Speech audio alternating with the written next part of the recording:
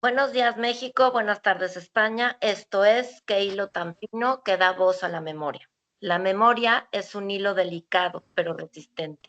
Un hilo que une generaciones, historias, afectos y experiencias que, aunque pertenecen al pasado, continúan dando sentido a nuestro presente.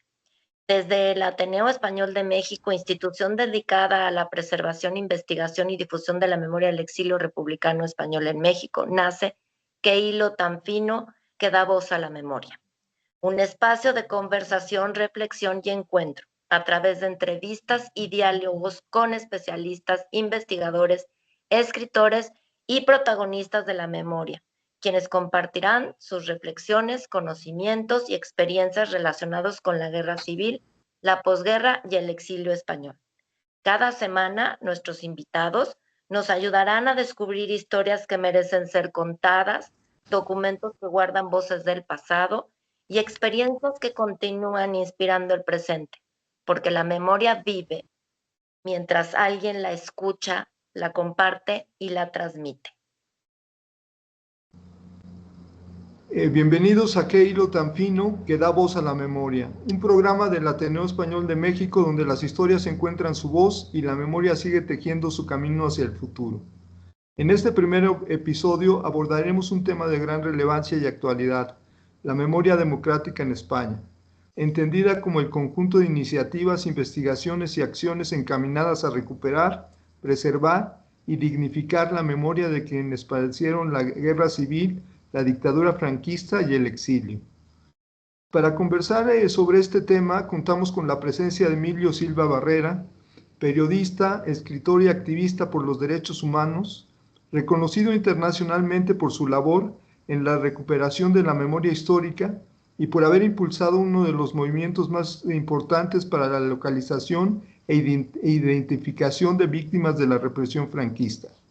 Hablaremos sobre los desafíos que enfrenta la memoria democrática en la España contemporánea, los avances logrados en materia de verdad, justicia y reparación, el papel de la sociedad civil en estos procesos y la importancia de preservar las historias de quienes fueron silenciados durante décadas. Soy Cristina Ruiz de Escobio. Yo soy José Héctor Alonso. Esto es Qué hilo tan fino que da voz a la memoria. Bienvenido, Emilio. Sí, Bien hallados. Pues bueno, para comenzar, Emilio, lo que quisiéramos es que empezaras contándonos cuál es tu historia y cómo empiezas a interesarte por todo este tema de la memoria, cómo empiezas a involucrarte en todos estos procesos que has echado a andar. Bueno, pues yo soy periodista de profesión y en el año 2000 dejé mi trabajo en una empresa de revistas para escribir una novela. Vivo en Madrid, empecé a ir al Bierzo, una comarca entre León y Galicia atravesada por el Camino de Santiago, a preguntar a gente mayor. Sobre todo me interesaba el tema de la guerrilla antifranquista, la gente que estuvo hasta los años 50 luchando en muchas montañas españolas contra la dictadura franquista, pensando que en algún momento los que vencieron en la Segunda Guerra Mundial iban a cruzar los Pirineos e iban a liberar también a España. Y bueno, conocí a algún guerrillero que entonces vivía, pero un día un amigo de mi padre de la infancia me llevó a un vértice de dos caminos en un pueblo que se llama Pridanza del Bierzo. Me dijo que ahí está enterrado mi abuelo en una fosa común y bueno, yo casi me caí, voy a decir, en mi propia historia, ¿no? Mi abuelo se llamaba Emilio Silva, yo le he dado su nombre, había nacido en Pereje, un pueblecito del Bierzo, había emigrado a Argentina en 1915, después había emigrado a Estados Unidos en 1920, regresó en el año 25 a España y bueno, pues cuando se proclamó pacíficamente la Segunda República, él empezó a militar en Izquierda Republicana, era, voy a decir, un seguidor de Manuel Azaña, y en octubre del 36 el golpe de Estado triunfa en esta parte del país, ¿no? Realmente se habla mucho de la guerra, pero hay muchos sitios donde nunca hubo dos trincheras enfrentadas. Aquí lo que se dedicaron los pistoleros de Falange fue voy a decir, a limpiar lo que ellos consideraban que ensuciaba este país. Y el 16 de octubre mi abuelo con otras 14 personas sale dentro de un camión en el Ayuntamiento de Villafranca del Bierzo, estaba detenido. Se alejan de allí 30 y muchos kilómetros y son asesinados en una cuneta y sus cuerpos abandonados. Los de 14 de los 15 que iban en el camión, porque hay uno que se llama Leopoldo Moreira, que se escapa, que vive unos meses y que en esos meses que está escapado en el monte, ¿no?, alrededor de la casa de sus padres, pues le cuenta a algunas personas quiénes habían sido los asesinados, quiénes habían sido los asesinos y dónde habían cometido el asesinato, ¿no? Y bueno, pues yo 64 años después, digamos, y como estamos hablando de un hilo, pues yo encuentro un hilo del que tirar, escribo un artículo en la prensa que se titulaba Mi abuelo también fue un desaparecido. Hubo gente a la que le molestó que utilizara la palabra desaparecido. Ya hablo de algunos columnistas muy importantes del diario El País, por ejemplo.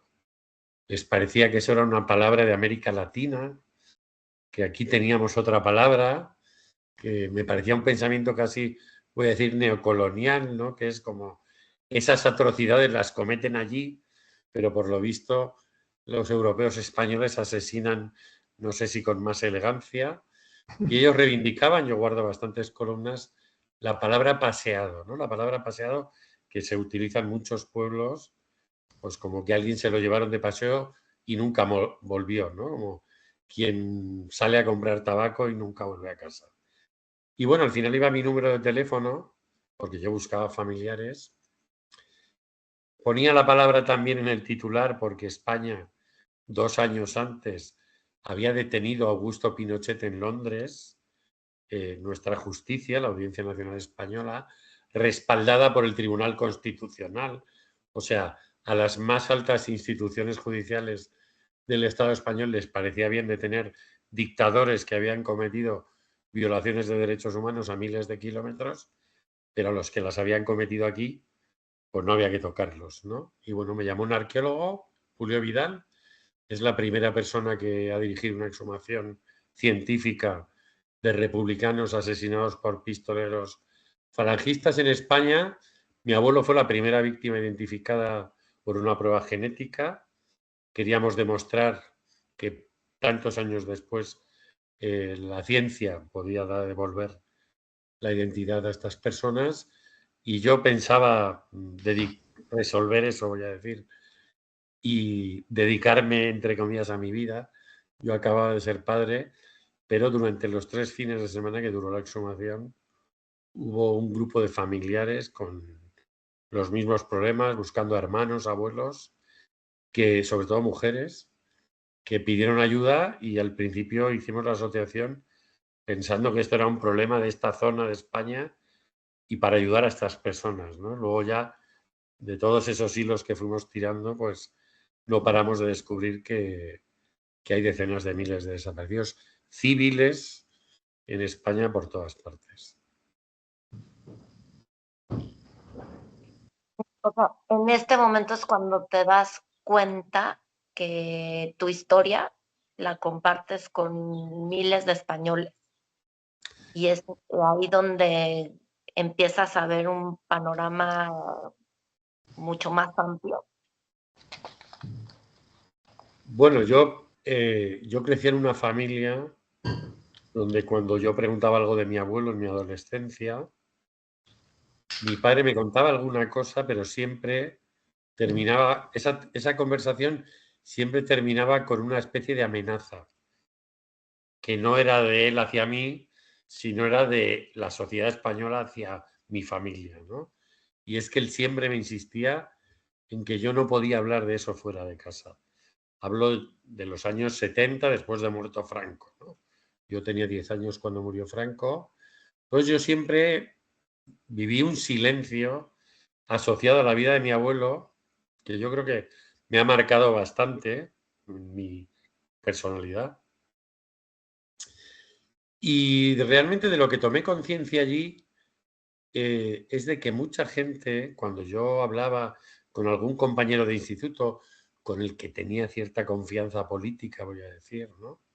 y decía que mi abuelo había muerto en la guerra, siendo republicano, había sido asesinado.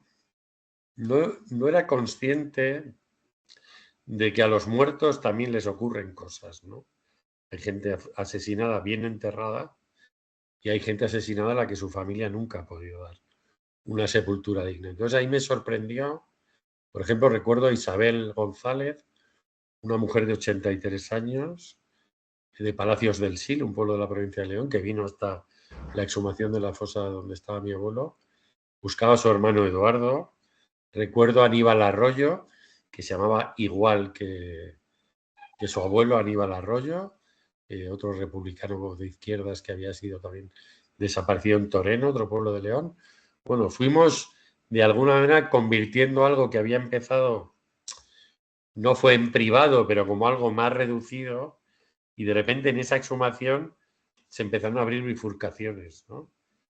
Y desde entonces pues no hemos parado de hacer exhumaciones, no hemos parado de conocer más casos, quiero decir, no paran de llegar familias que nos piden ayuda, y ahí fue el momento en que empezamos a tomar conciencia sobre todo de que esto poco después no era una cosa del Bierzo, de que era una zona minera, que igual hubo esta represión específica allí porque había unos sindicatos muy fuertes, sino que había sido un modus operandi de los golpistas, que fue utilizado por todas partes, que estaba escrito en las instrucciones del golpe de Estado que redactó el general Emilio Mola, pocos días después de la victoria del gobierno del Frente Popular en las elecciones del 16 de febrero de 1936, y era un plan totalmente organizado de cómo había que asesinar en los primeros meses del golpe de manera muy violenta y muy rápida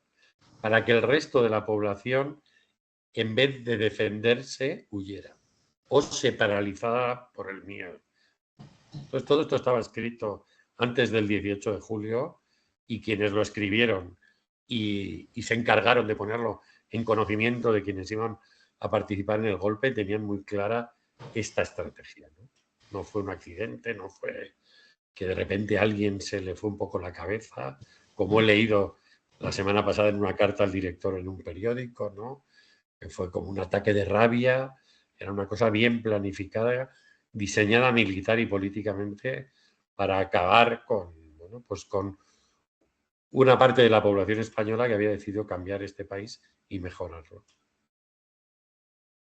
Oye, y en este contexto, ¿cómo ha sido el tema de la memoria desde la transición hasta pasando por la Ley de Memoria Histórica de Zapatero y a la Ley de Memoria Democrática en el 2022? ¿Cómo ha sido todo este proceso? Bueno, en la transición, que me voy a parar un momento en esa palabra, porque la transición es una palabra muy tramposa. Mi abuela, la viuda de mi abuelo, se llamaba Modesta Santín, nació en el año 1904, el 4 de noviembre. Votó siendo mujer en España en unas elecciones generales en 1933. Volvió a votar en unas elecciones generales en 1936. Tuvo que esperar a 1977 para votar en unas elecciones generales y no pudo votar al partido en el que había militado su marido porque no fue legalizado en 1977 para no discutir en el Parlamento sobre si teníamos que ser una monarquía o una república, un debate que nos secuestraron en esos años. Pero lo que hizo mi abuela después de la muerte de Franco no fue transitar a la democracia, eso ya lo había hecho en los años 30. Durante la Segunda República, lo que hizo mi abuela y millones de personas a partir de la muerte de Franco fue recuperar la democracia. Entonces, no hay nada menos inocente que el lenguaje, ¿no? Y el hecho de esconder ese periodo democrático anterior sirve para unas cuantas cosas para las élites de la dictadura. Por un lado, sirve para decirle a la sociedad española que lo que derrocó Franco con un golpe de Estado y toda esa violencia debía ser un experimento soviético en suelo español, ¿no? Con lo cual ya la palabra transición le está haciendo un regalo a los golpistas. Y luego también sirve para decirle a esta sociedad que esta sociedad ha conocido la democracia gracias a la restauración de la monarquía. Como si el rey Juan Carlos se quitó la corona, sacó de ella una urna y nos la ofreció a la sociedad española. La sociedad española ya sabía lo que era una democracia, ya sabía lo que era elegir gobiernos de distintas ideologías en elecciones generales con sufragio universal masculino y femenino, ¿no? Y cuando nosotros empezamos a exhumar las fosas, estábamos resolviendo problemas de personas a las que veíamos, pero al principio no éramos conscientes de que también estábamos rompiendo un enorme silencio político. Durante 25 años el Parlamento español jamás habló de estos desaparecidos. Ninguna fuerza política los mencionó. No existían para este periodo democrático. Entonces nosotros, por un lado, rompimos eso. En el año 2002 implicamos a Naciones Unidas y al Grupo de Trabajo contra la Desaparición Forzada e Involuntaria para que reclamase que el gobierno de España, el de entonces, el de ahora, el que sea, tenía la obligación de buscar a estas personas desaparecidas, porque España se ha comprometido ante Naciones Unidas a hacerlo. Las leyes de memoria no han conseguido que la identidad de una persona desaparecida sea un derecho. Todavía hoy España es el único país del mundo que convoca subvenciones para buscar desaparecidos. No existe otro caso. Por muy frágil económica o políticamente que sea cualquier país del mundo con este problema, convocar subvenciones significa, yo pongo un poco de dinero, hago competir a las familias que quieren buscar a un desaparecido y en esa competición unas se quedan dentro y otras se quedan fuera. Los derechos humanos no se subvencionan. Y de hecho hace unas semanas que 3 relatores de Naciones Unidas le han dado un gran tirón de orejas a final de mayo de este año al gobierno español porque no cumple con las obligaciones que ha ido a Naciones Unidas a decir que va a cumplir.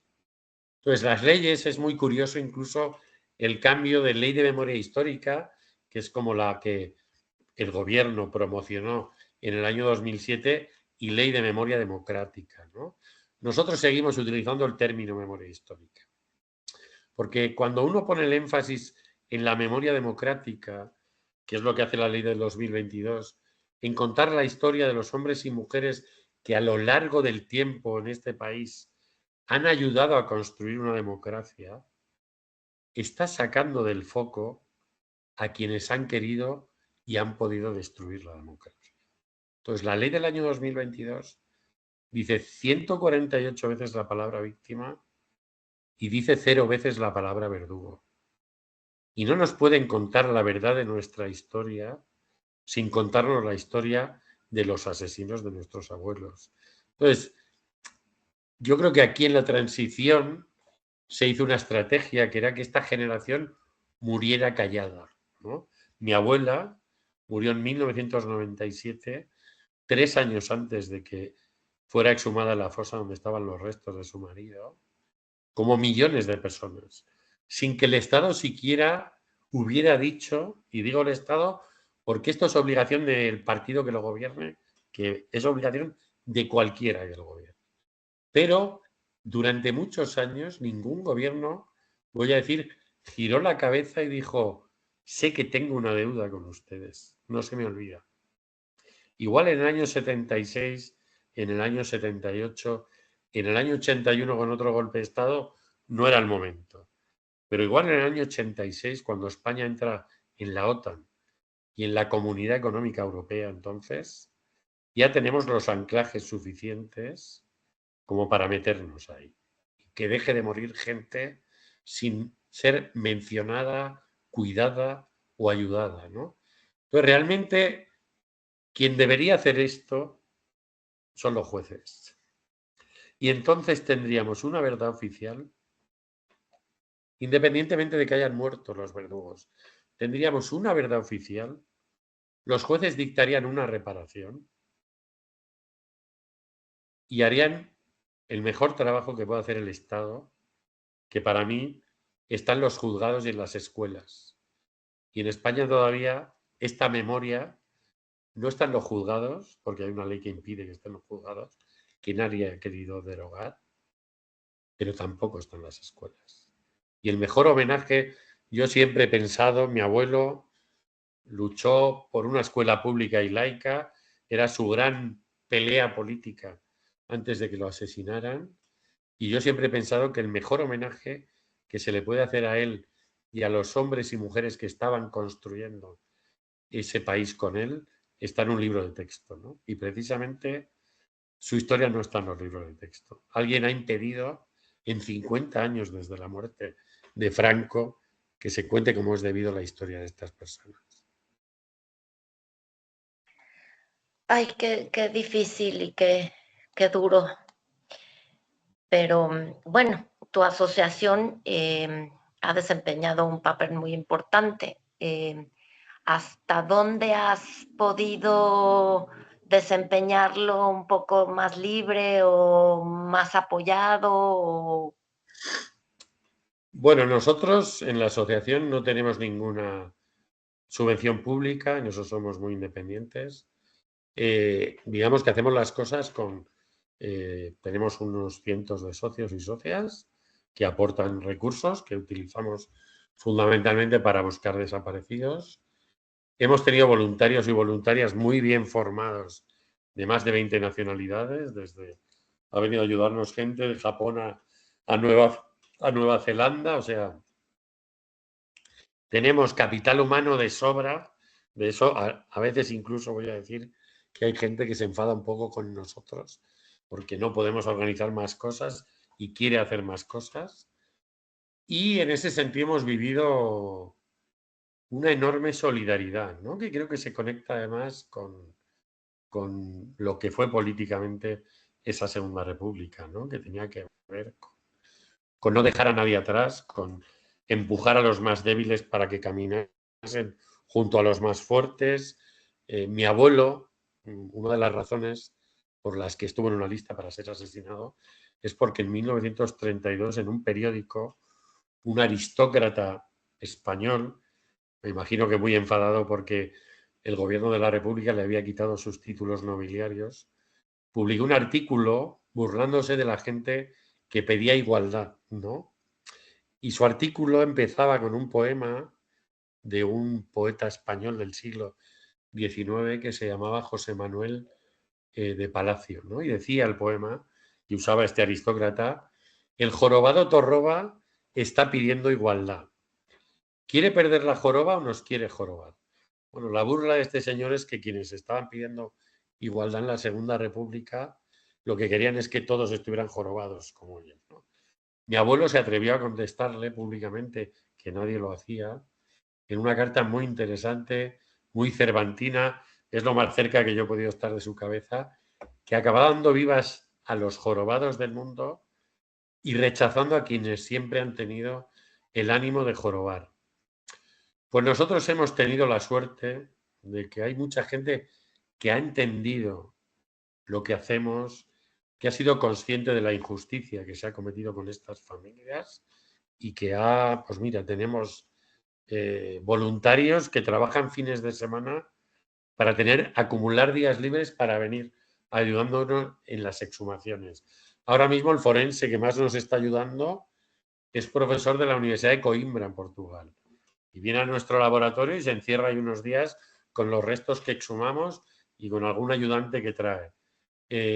Bueno, tenemos mucha gente que nos ayuda y eso nos ha permitido no solo dedicarnos a la búsqueda de desaparecidos, porque esa es una parte, digamos, de las cosas que hacemos. Nuestro empeño también ha sido abrir un debate sobre el pasado en la sociedad española que no existía, cuestionar, por ejemplo, yo vivo en Madrid hoy, estamos a 1 de julio del año 2026 y a 8 o 9 kilómetros de mi casa hay un arco de la victoria que celebra la victoria de los ejércitos de Franco, de Hitler y de Mussolini. Son los 3 ejércitos que desfilaron por el centro de Madrid el 19 de mayo de 1939.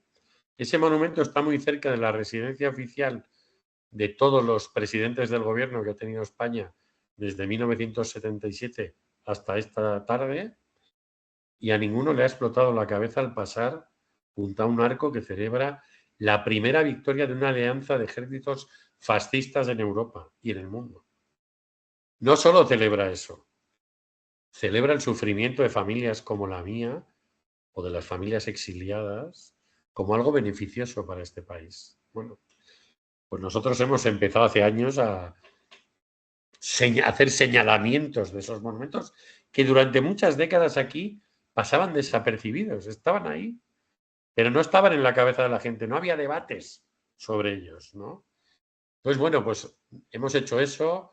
Ahora mismo hay un juicio abierto en un juzgado del mundo contra los crímenes de la dictadura en Argentina, aplicando el principio de jurisdicción universal. Nosotros fuimos los primeros denunciantes en esa querella. El 14 de abril elegimos esa fecha del año 2010.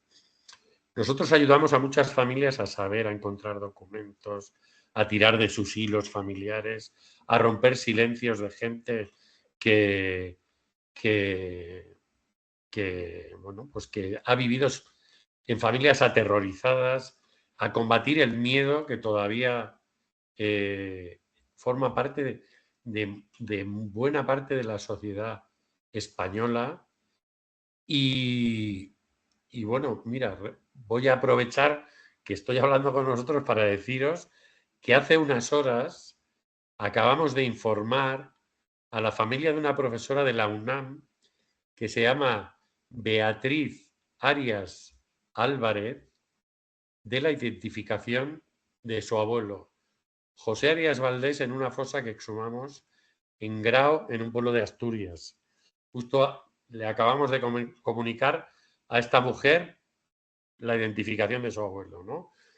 Bueno, todo el revuelo que supone eso para una familia, incluso a veces las familias se han roto, porque a veces las familias se han roto, han huido de los pueblos, bueno, pues como si cae una bomba, con la onda expansiva, hay familias que se rompieron, que se separaron, y que a veces estas búsquedas precisamente los reúnen, ¿no? Y hemos vivido muchas situaciones así, porque el daño que se les hizo a estas familias fue brutal. Y la medicina que la democracia ha preparado para ellas es muy insuficiente, ¿no? Entonces nosotros seguimos informando al Grupo de Trabajo contra la Desaparición Forzada de la ONU. Tenemos una página hecha por profesores y profesoras que se llama aulasconmemoria.com para ayudar a que en los centros de enseñanza se trabajen estos temas. O sea, nos preocupamos de asuntos que deberían ser asuntos de Estado, y más viendo que en este país ahora tenemos un porcentaje de jóvenes que quieren vivir en una dictadura, y es muy grave, no quieren simplemente vivir bajo un gobierno donde la extrema derecha gane las elecciones, como está pasando en muchos países, quieren vivir directamente en un lugar donde no haya victorias electorales, ¿no? Y eso es un problema al que nos estamos enfrentando, y evidentemente siempre va a haber fascismo en una sociedad, pero hay una parte en este país que tiene que ver con la ignorancia. Yo voy a bastantes institutos entre febrero y mayo y me han silbado el cara al sol delante de mi cara.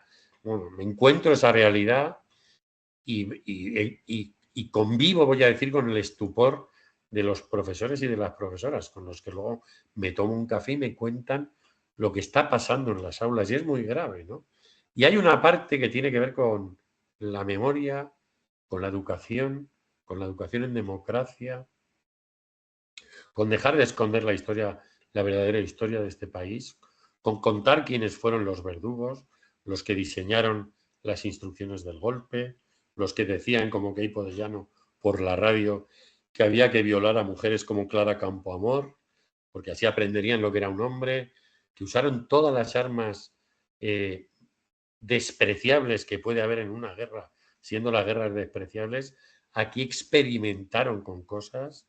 Voy a decir que solo se habían hecho, y evidentemente es igual de atroz, con población colonial. Pero lo que hizo el ejército español, que se sublevó en el 36, fue aplicar contra su propia población la violencia que llevaba, por ejemplo, utilizando en el norte de África décadas antes. En 1913 el ejército español bombardea a población civil en Marruecos. Ya tenía esa experiencia terrible en su currículum, ¿no? Entonces, bueno, pues nosotros tratamos de sacar a la luz, hemos sacado a la luz que hay policías franquistas que cobran pensiones especiales hoy, por una cosa que llamaron justo después de la muerte de Franco servicios extraordinarios y tienen un incremento en su pensión de jubilación. Y yo con mis impuestos les he pagado un incremento en su sueldo de policías durante décadas, o que Franco, a pesar de haber salido del Valle de los Caídos, sigue enterrado en una tumba de propiedad pública, que yo sigo manteniendo con mis impuestos, 50 años después, mientras sus víctimas siguen en cunetas esperando a que algún día se abra la tierra y los saque de ahí, ¿no? Y ese no es un derecho de los familiares, es un derecho de los asesinados, porque el derecho a la identidad no es una cosa de las familias, es una cosa que tiene todo ser humano por el hecho de serlo. Pues bueno, hemos abierto ese debate, se han retirado monumentos, ha habido leyes y yo tengo varias alertas en Google y todos los días pasan cosas. Acabo de leer ahora mismo, justo antes de contactar, que el alcalde de Santa Cruz de Tenerife, en las Islas Canarias, ante la exigencia de que retire un monumento que representa cuando Franco despegó en el Dragón Rapid de las Canarias hacia el norte de África para poner el reloj del golpe de Estado en marcha, hay un monumento que representa ese despegue. El avión donde despega Franco es un ángel. Le han dicho, al gobierno le ha dicho a este alcalde que tiene que retirarlo, y él ha dicho que, bueno, no le parece que moleste tanto, que ese Franco no se parece mucho a Franco y que bastaría con resignificarlo. Entonces, ante ese debate, y aprovecho, en España, que tenemos un debate con varios de esos monumentos, nosotros estamos a favor o defendemos la demolición de todos los monumentos que fueron hechos para humillar a las víctimas y la conservación de todos los monumentos, campos de concentración y lugares donde se ejerció la represión. Pero pongo otro ejemplo y acabo, que hablo mucho. En Madrid, en el año 2008, se tiró la cárcel de Carabanchel, por la que pasaron miles de presos políticos, y no se dejó de pie ni un ladrillo. Qué fácil es tirar esa cárcel, que era 5.000 veces más grande que el Arco de la Victoria. ¿Y cuánto cuesta tirar un Arco de la Victoria que es 5.000 veces más pequeño?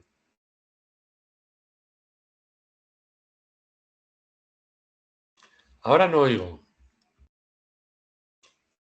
Sí, y todo esto, ¿qué problemáticas persisten con todo este proceso de las exhumaciones de las víctimas de la guerra civil y la dictadura? A ver, nosotros generalmente no tenemos problemas, voy a decir, nosotros tenemos que hacer una serie de trámites ante ayuntamientos, comunidades autónomas, cuando vamos a hacer una exhumación. Si el terreno donde vamos a buscar a esa gente es público-privado, pues lo hablaremos con el dueño, el que sea. Normalmente no tenemos problemas. Hemos tenido 2 o 3 casos. Hace 3 años y medio tuvimos un pueblo en León, Villadangos del Páramo, donde el alcalde no quería permitir la exhumación, y cuando ya estábamos a punto de hacerla, se inventó un referéndum para que el pueblo decidiera si se podía exhumar o no, y ganó el no. Entonces, nadie puede hacer un referéndum para quitarme un derecho. O sea, puede haber alguien que en un gobierno me quite un derecho en el boletín oficial del Estado, pero en un pueblo nadie puede quitarle un derecho a nadie. Pero ya no es solo que pretendan quitar un derecho, es la falta de empatía con familias que no han podido enterrar dignamente a un ser querido durante tantos años, ¿no? La falta de humanidad, voy a decir, ¿no? Entonces, normalmente nosotros no tenemos problemas. En general, hemos hecho, en 25 años habremos hecho cerca de 200 exhumaciones. Hemos tenido problemas en 3 casos. La mayoría de la gente nos ayuda. A veces viene gente, voy a decir, muy conservadora a mirar nuestros trabajos, ¿no? Y a veces hace algún comentario. Nosotros y nosotras siempre somos muy pedagógicos, no entramos en discusiones. Los arqueólogos explican su trabajo. Nosotros tenemos un informe histórico de por qué hemos llegado a ese lugar. Lo difundimos, se lo entregamos a la gente que lo quiera, somos muy pedagógicos y las fosas son una cosa muy potente, porque en los pueblos, normalmente hacemos exhumaciones en pueblos, todo el mundo sabe lo que pasó. Todo el mundo sabe quién asesinó, quién murió asesinado, quién se quedó con la casa o con la tierra de quién. Y de repente, cuando se abre la tierra, ese tabú, ese silencio, salta por los aires, ¿no? Incluso podríamos decir que una fosa es como una boca. Y cuando la tierra empieza a hablar y nos dice lo que esconde, y hemos encontrado objetos, hemos hecho un libro maravilloso con 36 objetos aparecidos en fosas comunes, que se los dimos a poetas, cantantes, para que hicieran una historia de cada uno de esos objetos. Os lo puedo mandar en PDF. Pero esos objetos también nos están contando quiénes son estas personas y de repente aparecen vecinos que saben muchas cosas, porque ahora ya no tenemos a los que lo vieron, porque esa generación prácticamente ha desaparecido. Todavía tenemos contacto con algunos hijos. El sábado yo voy a estar en Asturias entregando estos restos identificados y a una de las personas que no hemos podido identificar, su hija, María Luisa, de 96 años, estará allí. Pero la gente empieza a hablar, empieza a contar. A veces nos han llevado de una fosa hasta otra fosa, nos enseñan. Pues mira, aquí a las afueras, en otro sitio. Entonces, es como un mecanismo de un reloj que ha estado detenido durante décadas, ¿no? Y que de pronto alguien le da la cuerda y esa conversación que había estado desaparecida se empieza a poner en marcha, ¿no? Y hablan los arqueólogos, hablan los familiares, hablan los políticos, hablan los escritores, hablan los cineastas, porque al final, por ejemplo, a mí en las redes sociales, muchos fachas me insultan llamándome subcampeón, porque soy subcampeón de la guerra civil, ¿no? Es una de las palabras que me tiran mucho a la cara. A nosotros nos acusan de querer dividir a la sociedad española, de querer volver con el rencor y con la venganza. Bueno, lo único que nosotros podemos hacer con el pasado, y porque sea lo único, no le quita ni un gramo de importancia, es cambiar el significado del pasado. Y toda esta conversación de la memoria es para construir un significado justo con las cosas que hicieron y defendieron nuestros antepasados republicanos. Y se trata de eso. O sea, al final, después de buscar a los desaparecidos, después de permitir que sus familias los entierren donde les dé la gana y con el rito que les dé la gana, detrás de eso y delante de eso hay un cambio de significado del pasado. Y en ese cambio de significado del pasado, nosotros tenemos que conseguir que este país sepa y considere que su primer periodo formalmente democrático, con elecciones con sufragio universal masculino y femenino, ocurrió durante la Segunda República. Y en esa pelea por los significados en las que estamos. Pues a veces eso pasa con las exhumaciones, a veces pasa cuando vamos a un juzgado a denunciar un monumento o cuando nos dirigimos a un ayuntamiento para que quite una calle. Pero todavía hay mucho miedo. Yo os estoy hablando desde un barrio del norte de Madrid. Yo vivo detrás de la que era la casa de mis padres, del edificio donde vivían mis padres, muy cerca. Y mis padres ya no viven, pero en la casa familiar vive una de mis hermanas. Yo voy bastante a verla. Entonces, hay vecinos que a mí me conocen desde que yo era pequeño, que siguen viviendo ahí, ¿no? Y hay algunos que yo sé que políticamente me miran mal. Hay una mujer que vive 2 pisos por debajo de mis padres desde que yo era pequeño, que pensaba que era de esas mujeres que me miraba mal. Yo me la encontraba hasta hace poco, yo paseando a mi perro, me la encontraba casi todos los días. Nunca me dirigía la palabra, jamás. Compramos en la misma tienda, jamás me saludaba. Pero hace 5 meses estábamos los dos esperando al ascensor. Ella iba al 5º y yo al 7º. Y cuando se cerró la puerta del ascensor y empezó a subir el ascensor, me agarró del brazo y me dijo muy bien por lo que haces. Y me lo dijo cuando no había ningún testigo que pudiera verla conversando conmigo, cerca de mí. Y en ese ascensor hay mucha gente de este país metida todavía. Metida. Nosotros a veces nos dicen, ¿por qué no organizáis una gran manifestación? Y digo, mira, porque nosotros sabemos que hay mucha gente que nos apoya, pero jamás iría públicamente a gritar ese apoyo a una manifestación, ¿no? Aquí hay mucho miedo. El miedo es imaginario, pero ahora viene la extrema derecha y lo refuerza, ¿no? Y a mí hay gente que me dice, tener cuidado, que estos están otra vez aquí. Pero el miedo tiene tanta esperanza de vida porque ha habido, primero, porque es un beneficio para el verdugo y porque en este país ha tenido mucha colaboración. Mucha colaboración. Quienes fueron a las universidades en España en los años 50 y 60 eran fundamentalmente hijos de franquistas. Y ellos han ocupado los espacios académicos, culturales, políticos, etcétera, etcétera. Y son los que han convivido en armonía con ese silencio. Incluso ocupando espacios progresistas, ¿no? Porque no querían que esa ruptura de silencio entrara en sus casas. Entonces, una parte de nuestro trabajo ha sido romper ese silencio. Y lo hemos roto casi físicamente, a pico y a pala, ¿no? Que es como lo hemos roto.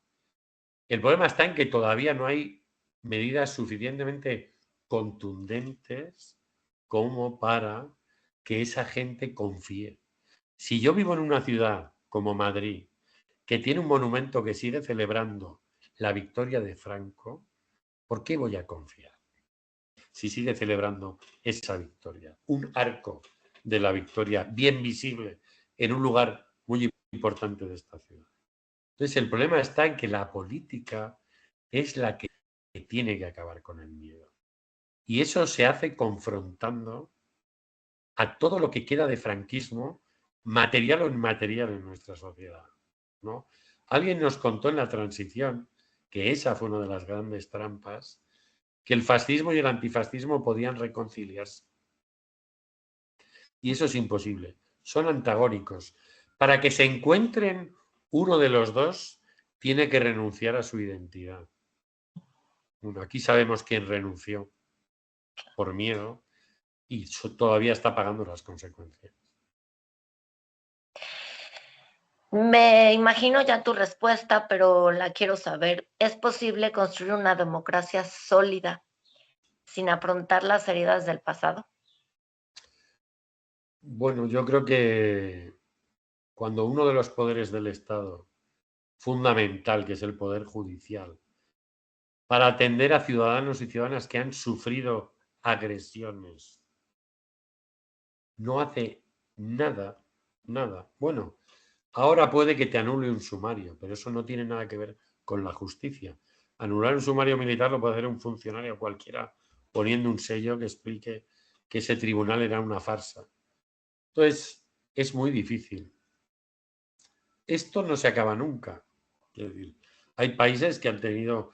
Voy a poner un ejemplo. Estados Unidos tuvo una guerra civil mucho antes de la española, y la palabra guerra civil también la pongo entre muchas comillas, y hace 4 años el estado de Virginia ha hecho una ley para tumbar las estatuas confederadas. O sea, sigue viva, porque el pasado no resuelto sigue vivo. Y si yo ahora me metiera en el correo electrónico de la asociación, yo soy nieto, si yo ahora pusiera la palabra bisabuelo o bisabuela, me encontraría un montón de correos electrónicos. Porque lo que no resuelve una generación se lo deja en herencia a la siguiente, ¿no? Entonces, si aquí tenemos esta democracia imperfecta que ha dejado crímenes tan graves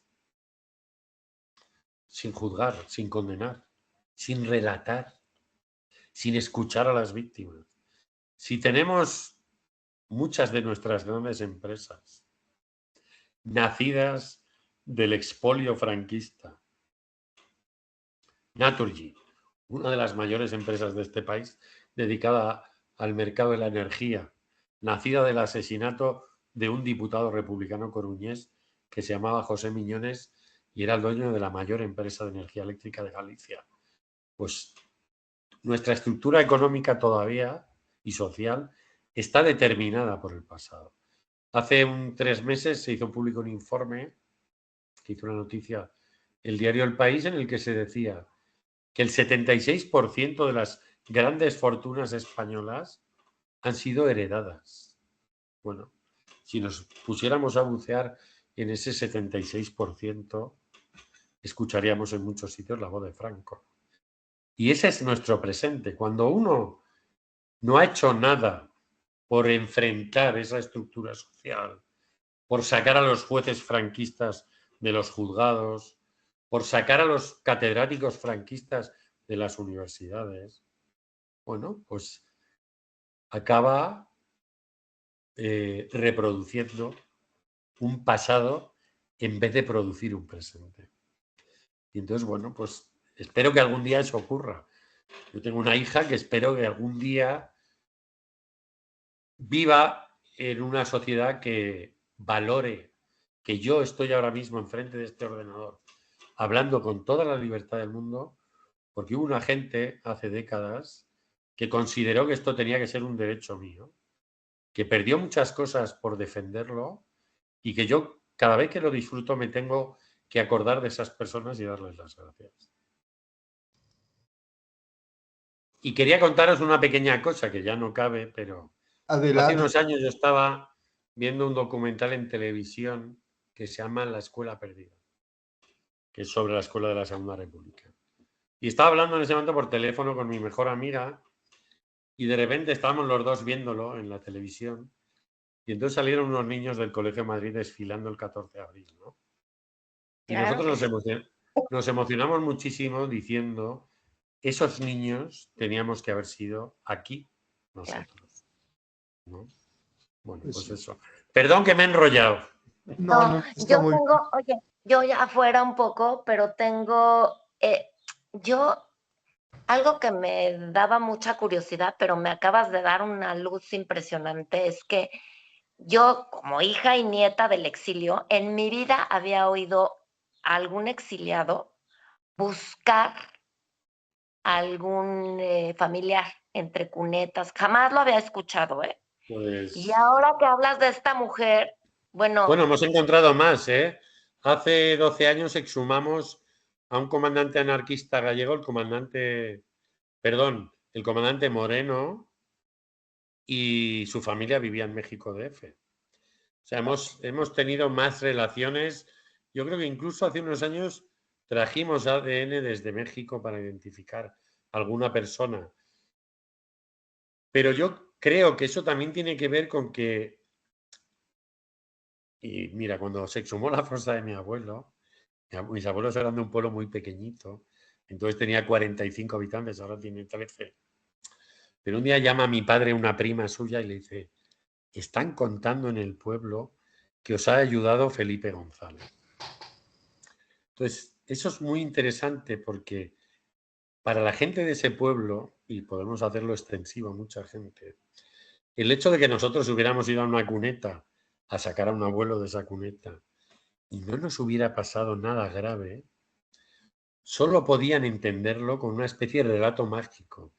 Y es que tuviéramos un padrino que nos protegía. Bueno, pues eso da medida de que hay otra cosa que en la memoria es muy potente, muy potente.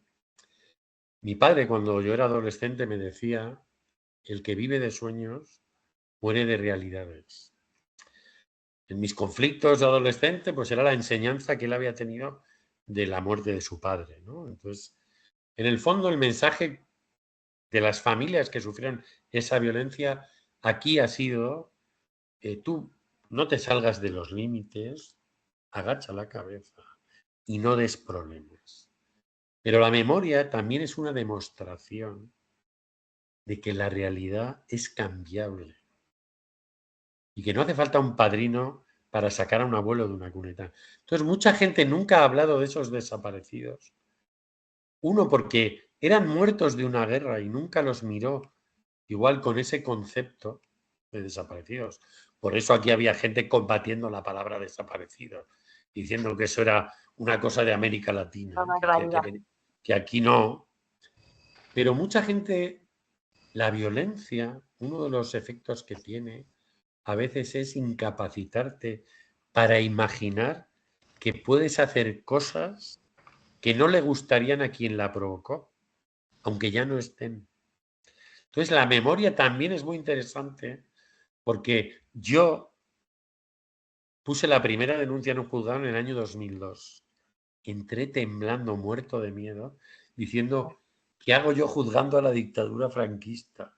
Con una resolución de la ONU entré en un juzgado a decirle a una jueza, hemos encontrado cerca de aquí 7 cuerpos con signos de violencia.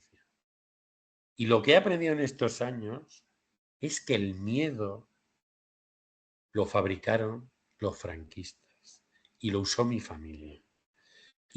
Y eso me ha servido también de brújula para saber que cuando he sentido miedo en alguna situación, quien me estaba asustando invisiblemente era quien mató a mi abuelo. Claro. ¿No? Porque se estaba beneficiando de mi miedo. De mi miedo de que nunca hubiera entrado en un juzgado a denunciar, ¿no? Entonces, el miedo es que es el miedo del silencio.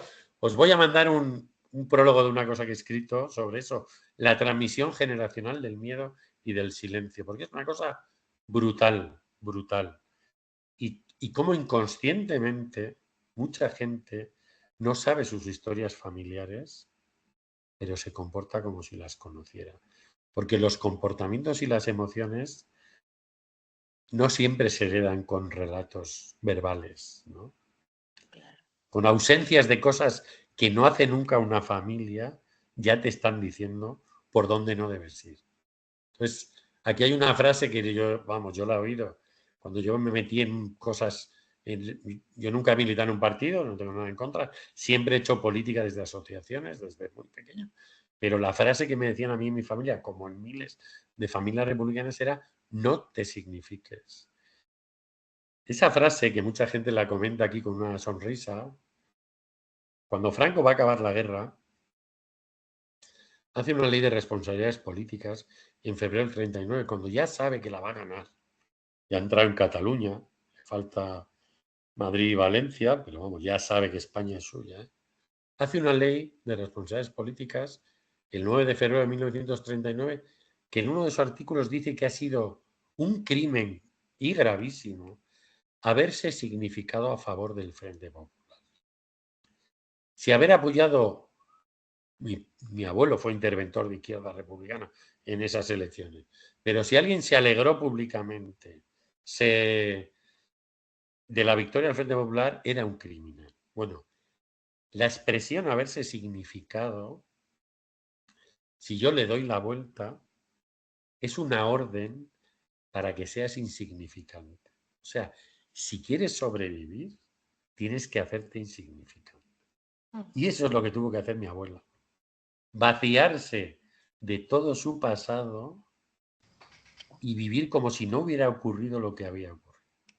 Bueno, Emilio, pues te agradecemos mucho. Ya hemos llegado ya al final de nuestro programa de hoy.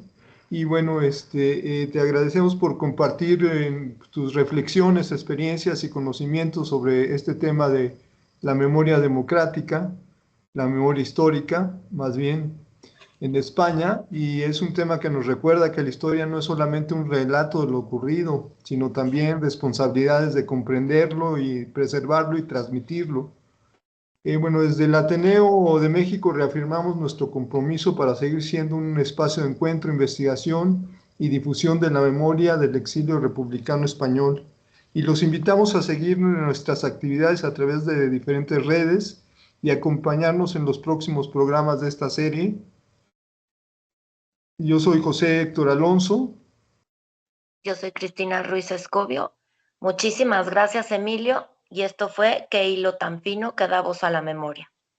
Porque mientras haya quien recuerde la memoria, seguirá encontrando su voz. Hasta la próxima.